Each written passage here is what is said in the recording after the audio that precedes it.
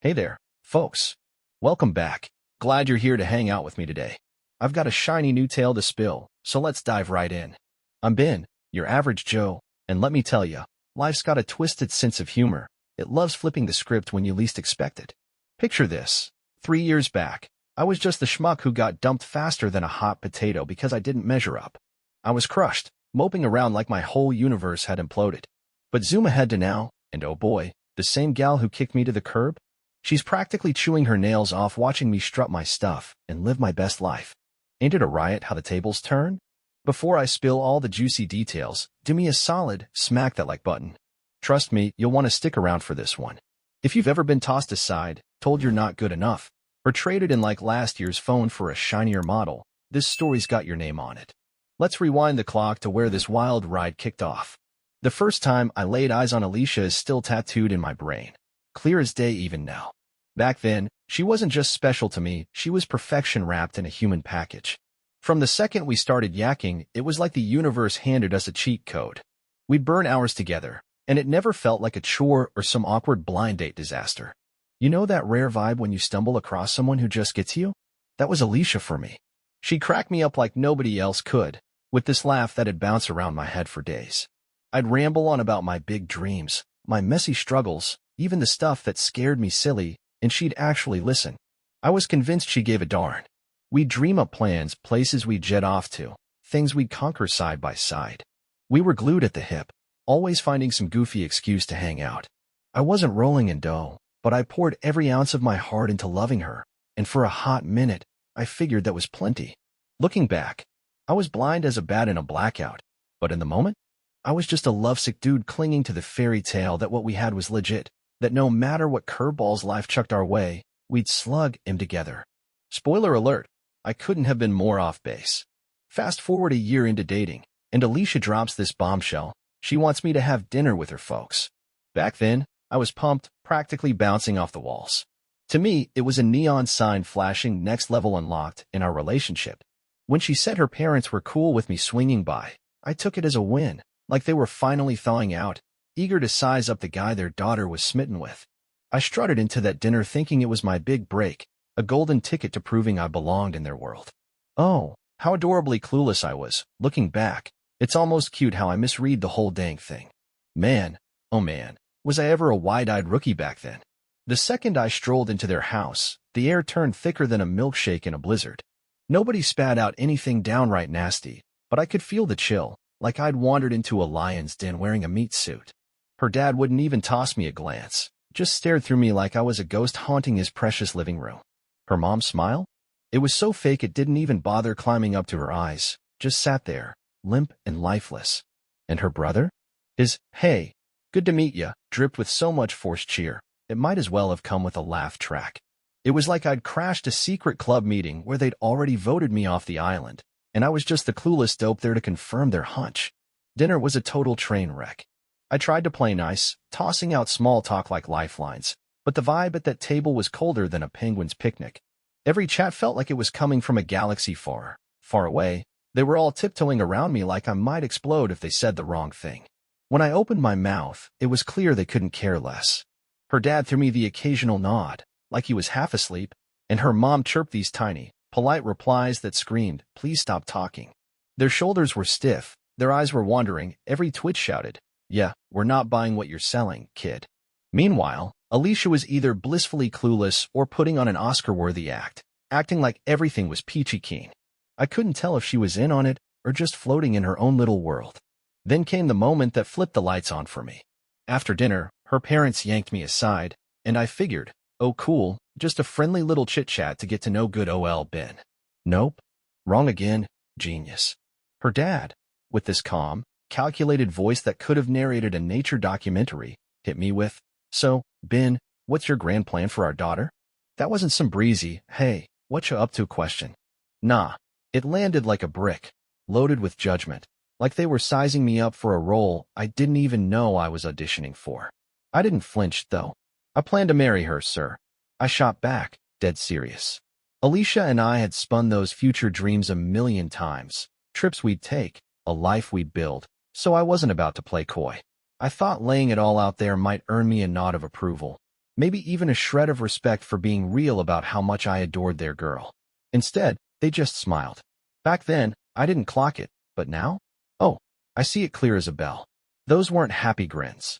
Nope, they were the smirks you get from folks who've already peeked at the last page of the book while you're still fumbling through chapter 1. I thought they were mulling over my big declaration, but nah.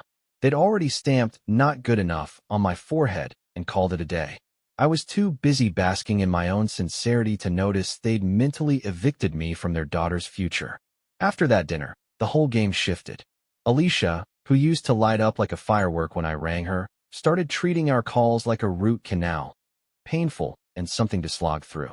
My texts, they'd sit there, unread, for hours, sometimes a whole dang day, marinating in digital limbo. When I finally got her on the line, she sounded like she was half listening, mind already checked out, probably dreaming of anywhere but me. Things weren't like those cozy, goofy chats we used to have. None of that playful ribbing about my pig-headed ways or her spilling the beans about her day. Nope, she was just there, like a cardboard cutout of the Alicia I knew, and it gnawed at me something fierce. I tried brushing it off, pretending it was no big deal, but then it snowballed into a full-on avalanche. She stopped answering my calls completely. I'd ring her up in the morning, crickets. Afternoon, nada. Nighttime rolls around. I give it one last desperate shot, still zilch. First couple of times, I shrugged it off, figuring she was just tied up. But when it turned into a regular disappearing act, I couldn't take it anymore. What's going on? I finally asked, half expecting some big reveal. Her answer? I've been busy. That's it. No elaboration, no nothing. It didn't add up. This was the same girl who'd give me grief if I didn't text back within 5 minutes flat.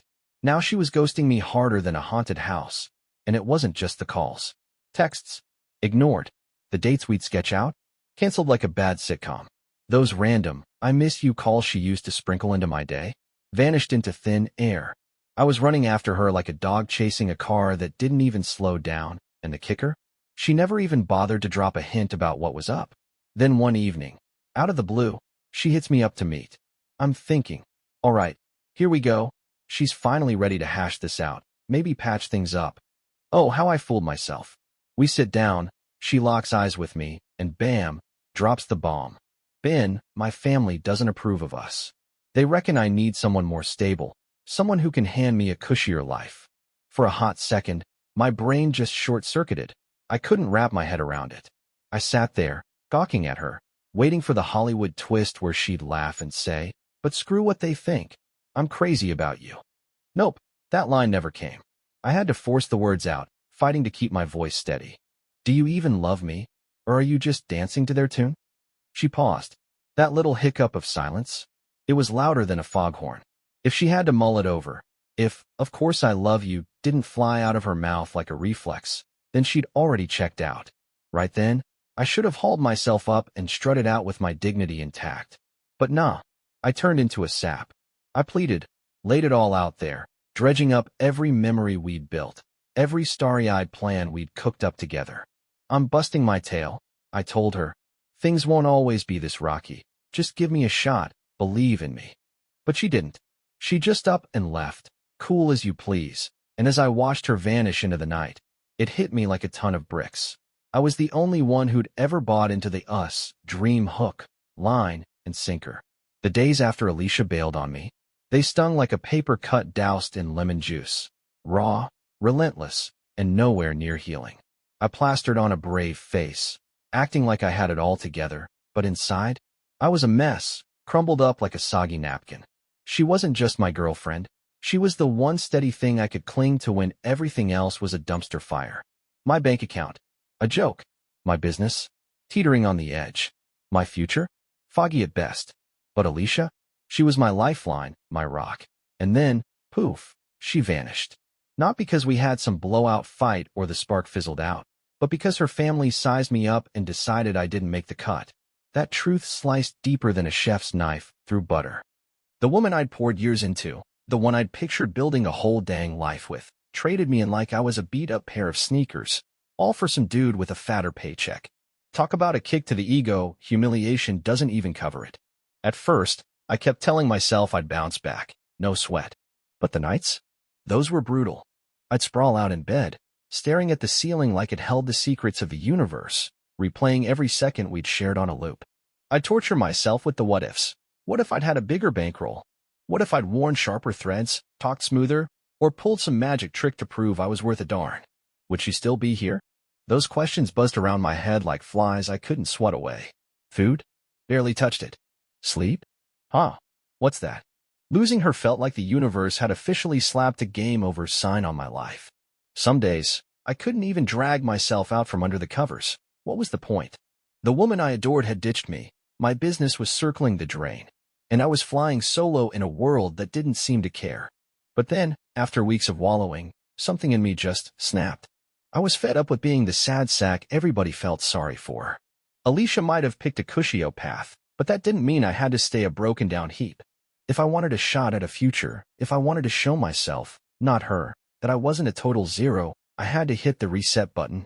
No more waiting for a hero to swoop in and save the day. I zeroed in on what I could actually wrangle: my time, my hustle, my grit. Every single day, I threw myself into my work like a man possessed.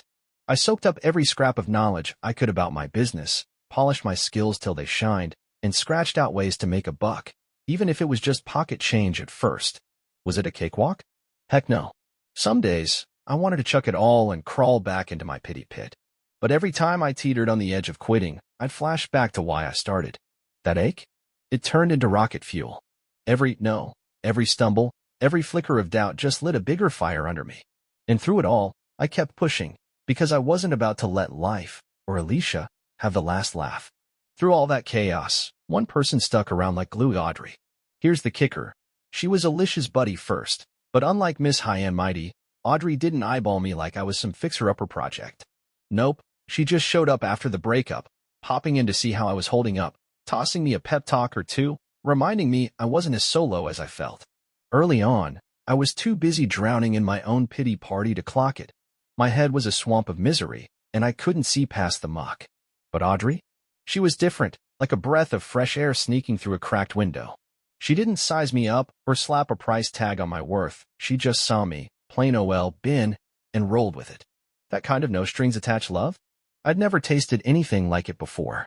It took me 2 solid years to claw my way back from rock bottom.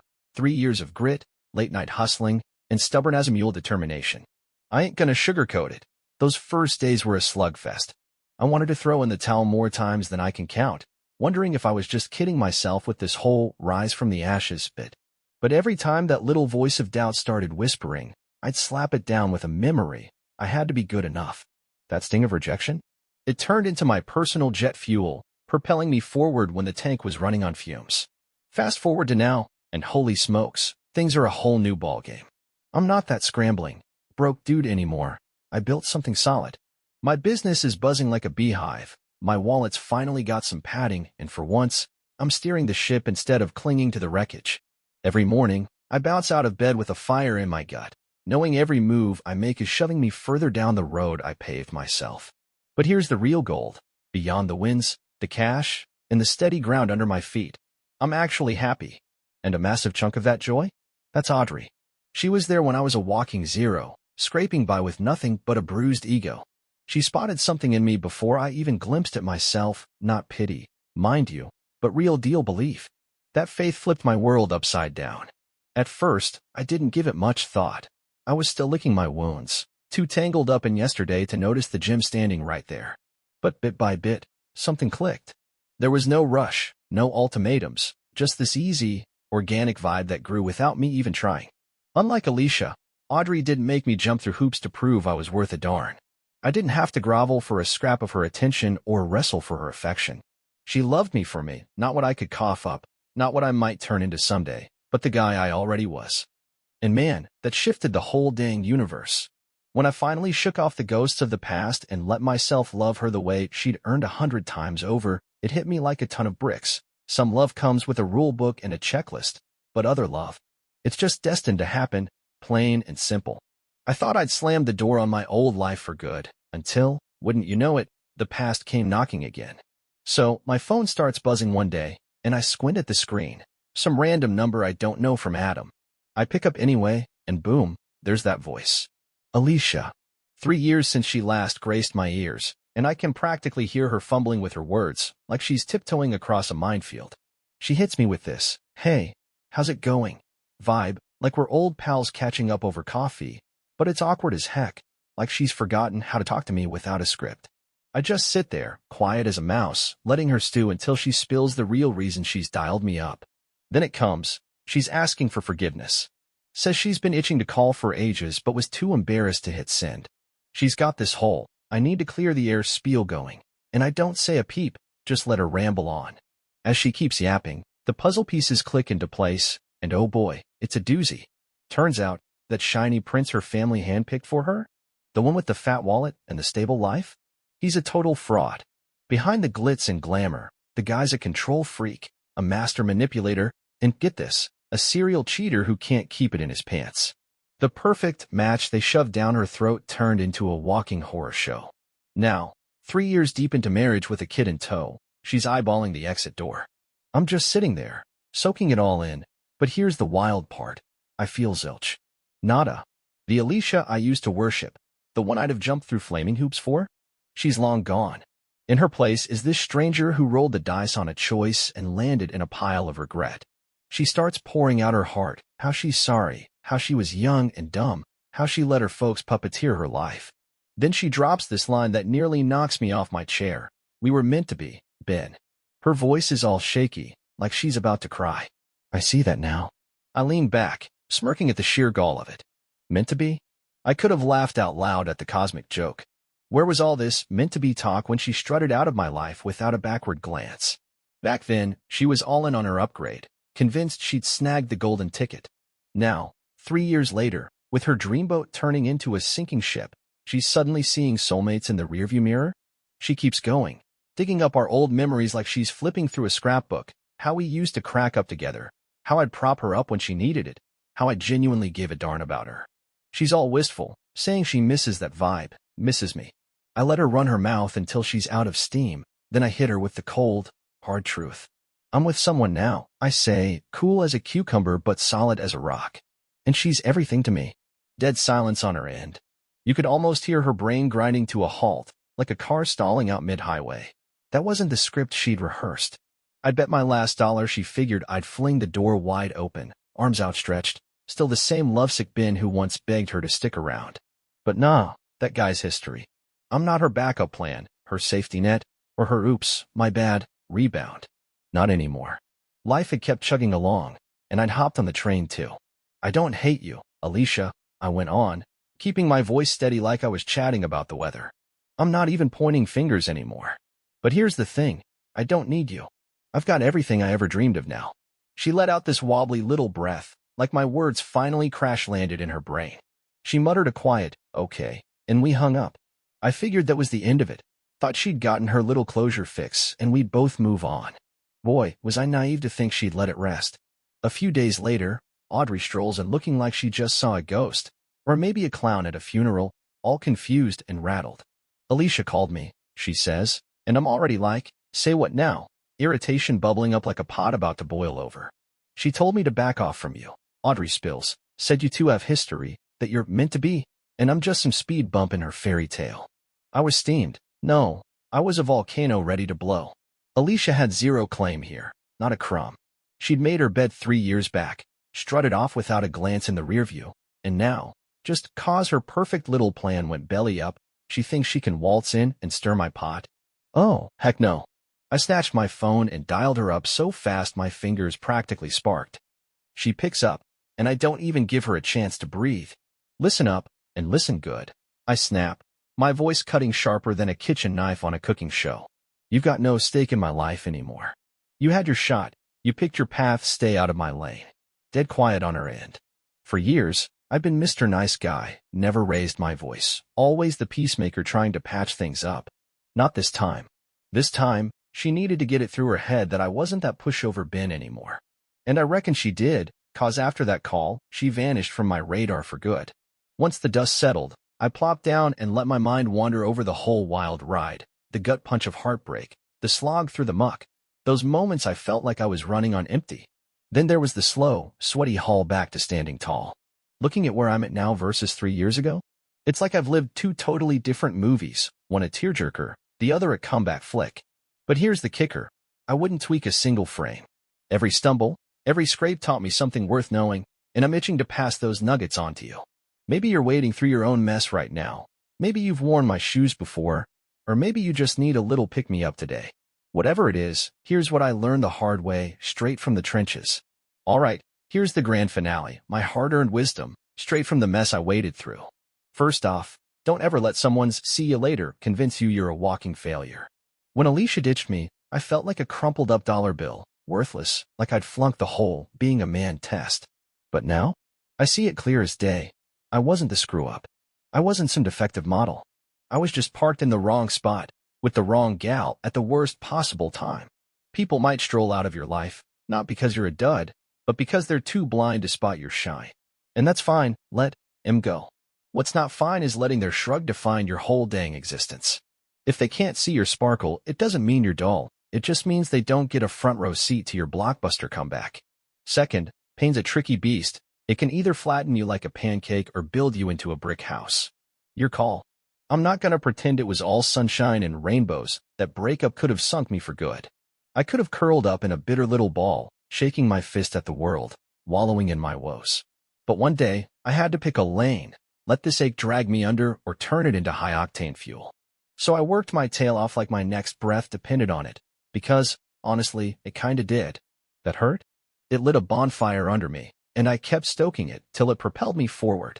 Looking back, here's the wild twist. If Alicia hadn't bolted, I might still be stuck in neutral. So if you're slogging through your own rough patch, don't just sit there, squeeze every drop out of it. Let it forge you into something tougher than a $2 steak. Third, real love doesn't turn you into a circus monkey, jumping through hoops to prove you're worth a pat on the head. With Alicia, I was always scrambling, gotta be enough for her, gotta impress her folks, gotta earn my spot like it was some prize I didn't deserve. Exhausting, right? But Audrey? Night and day. She looks at me, scruffy, regular OL me, and that's plenty. Love shouldn't feel like a pop quiz you're sweating to ace, or a never-ending arm wrestle for a good job sticker. When someone's got the real deal for you, they don't make you audition for their heart. They just pick you, day in, day out, no scoreboard required.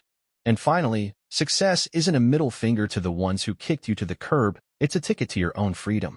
Plenty of folks think the ultimate gotcha is winning big just to shove it in their ex's face. Nah, that's aiming too low.